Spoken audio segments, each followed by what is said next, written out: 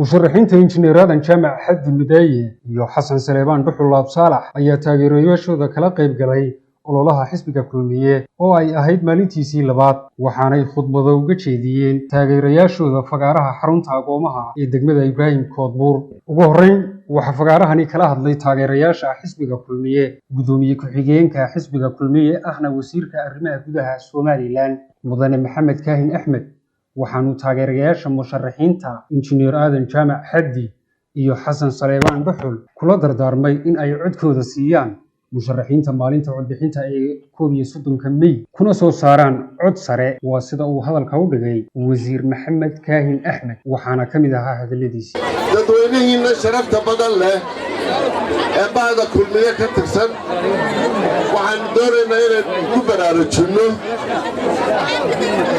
toddobada doorasho lixda doorasho inuu hore u soo gallayba adduunyada waa laynaga ammaanay doorashadana maanta inaynu macno u yeelno si wanaagsan u codayno si walaalnimo u codayno xisbi aan laysu riixin xildhibaan laysu riixin si wanaagsan doorashada looga qayb galo taageerayaasha halkan fadhida ee labada musharax halkan loogu soo bandhigay mideeye iyo laabsaala oo idinku hadlayn mayna inaad labadaas soo saartaan waar dhab ma idinka tahay arrinkaasoo xoogga saari maysaan. waxaa sidoo kale ka hadlay xasan dhuxulaab saalax oo u sharaxan golaha wakiilada jamhuuriyadda Somaliland waxaanu sheegay in codka dadka danyarta ah uu ku hadli doono waxaana kamid ahaa hadaladiisii aniga markay taagan tahay isku kii sheegi maayo isku kii sharaxi maayo kanaan ahay odhan maayo hebel baan ahayna hortiina kaga dhawaaqi maayo waayo waqtiga iyo maalmaha iyo taariikhda iskeen baray iskuna keen sheegay waxaa keliya toon idin xasuusinayaa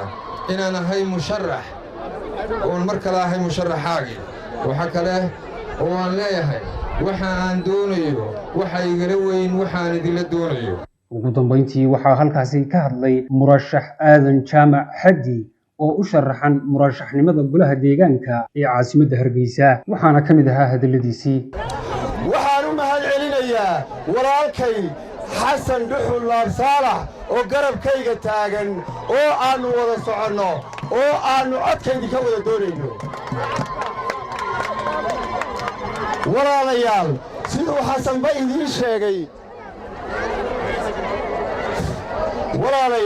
siduu xasanba idiin sheegay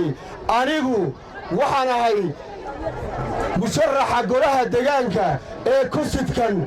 10 musharax oo golaha baarlamanka ah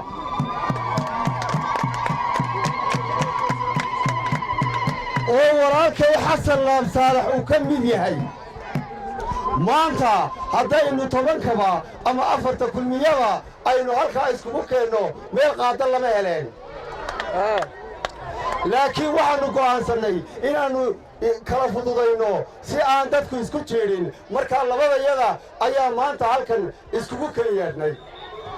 waa Mustafa Axmed Samakaab telefishinka qaranka jamhuuriyadda Somaliland magaalada Hargeysa.